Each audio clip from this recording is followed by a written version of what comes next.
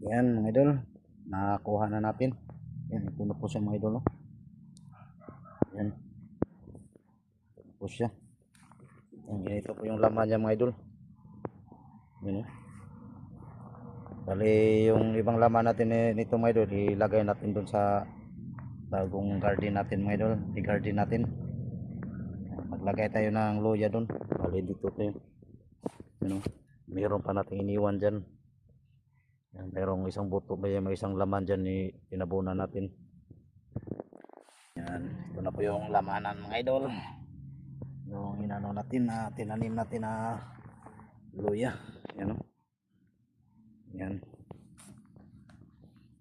Dali, paghiwa-hiwalay na lang natin ito mga idol para maglagay tayo doon sa ano natin, mini garden natin mga idol. Yan o.